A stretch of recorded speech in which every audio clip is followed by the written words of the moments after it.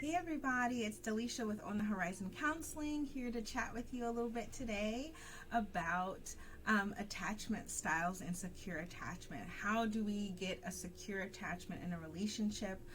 If you need a definition on what or examples of what the different attachment styles look like, refer to my post last week as it has some examples of what that can look like in relationships. But today we're going to talk about how do we, if we notice our partner has a specific attachment style, or if we have a specific attachment style, what are we looking for in situations to help promote a more secure bond, a more secure attachment with our partner. So I have a couple examples that I'll throw out here with you, but basically just to kind of tag on what we're looking for in each one. A secure attachment, we're looking to foster trust, have really good communication, show emotional support with one another, so that way you can stay connected in the relationship.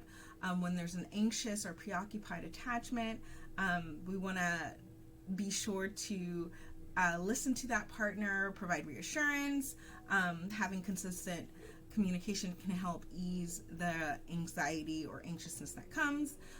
With dismissive-avoidant attachment, we want to encourage vulnerability. When our partner does finally open up or share something, we want to be really empathetic and validating to what they're sharing and experiencing to help bridge that gap for closeness with them, because them opening up and sharing is a risk. And then for the last one, fearful-avoidant attachment, we would just want to create a safe space for expression, understanding, and healing, so that way we can bridge the gap to have a more secure connection and attachment with one another. A lot of time with fearful-avoidant, there are past traumas that they're trying to work through, whether that's in past relationships, current relationship, familial history. So working just to be consistent in what safety looks like in communication, in expressing or being vulnerable. All right, so let's get into some examples. So let's say during a conflict, during a conversation with you and your partner, you guys are talking about future plans, and one partner discusses some frustration or anxiety or concern about changing a career. How you could securely attach or securely bond with them in that moment would be to actively listen. So, yeah, that makes sense. Okay, ask questions, be curious about what they're sharing or what their concerns are. What's most upsetting about this for you? I'm here if you want to talk. I'm here if you need. So offering some reassurance. Do you want to brainstorm that so we can try to find a plan? Do you want me to just listen? And then as a team or as a collaboration, you guys work through and talk through some of the concerns that are coming up for your partner, but also a way forward. Right? So emphasizing that regardless of what happens, we're going to be okay, right? We're in this together. We're going to figure it out, right? So that is what we would call seeding attachment, saying that, hey, regardless of what happens, me and you are going to be in this together. We're going to be okay. So that would be a secure attachment. For an anxious attachment, let's say that a partner, their schedule changed unexpectedly, and they're frustrated and they're having some kind of reaction.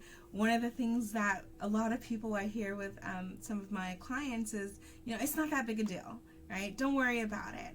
And that is the opposite thing that you want to say to someone who has an anxious attachment or preoccupied attachment.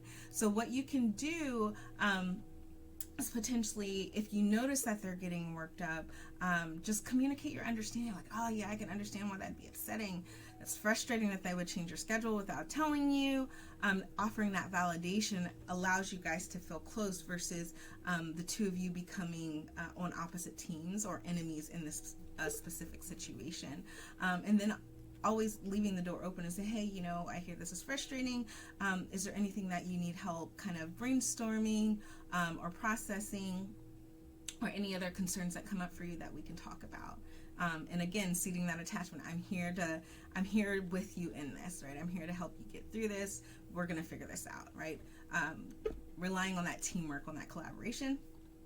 So then with someone who has a dismissive or avoidant attachment, let's say that your partner shares a vulnerability about so the in-laws, right? So what you want to do if your partner is opening up about a concern, especially if they have an avoidant attachment style, is to lead with empathy and validation, even if it's something that's hard for you to hear or sit in with your partner, right? Because with the avoidant partner, opening up is the risk. Me bringing this to you at all is a risk, right? So if I'm bringing you something that, you're, I'm really frustrated with how your mom spoke to me when we were at your parents' last weekend. It's like, oh, well, they didn't mean it that way. That is not leading with empathy or validation, right? So being able to kind of say, oh, yeah, what was upsetting about that for you? Oh, I didn't even catch that. That must have been really hard, right? That must have been really frustrating. When we go into analyze or rationalize the situation, sometimes that can be very dismissing, or seem like you need evidence to believe what your partner is telling you, right? So above all, you and your partner against everybody else. That's an uncommon or unpopular take for some relationships and even some cultures, right? But in these moments when you guys are having these one-on-ones, being able to support, empathize, validate, acknowledge your partner's hurt, feelings, frustration is really important to do that without judgment, because it helps to build that affection. It helps to build that emotional intimacy and connection. All right, last but not least is fearful-avoidant attachment. So let's say that after a conflict between you and your partner, after having these really big, intense emotions, your partner shuts off, right? They shut down, and they're not really communicating or with you or interacting with you. So you recognize that your partner has shut down, and you just do a check-in, like, hey, I'm noticing that you seem a little bit upset. Is that something that you want to talk about? And of course they have the autonomy to say, you know what, no, I don't want to talk about it. This isn't a good time. But if you do take that approach, be genuinely willing to listen to what's going on for your partner. Like, oh, I'm having a really hard time. I'm still feeling unheard.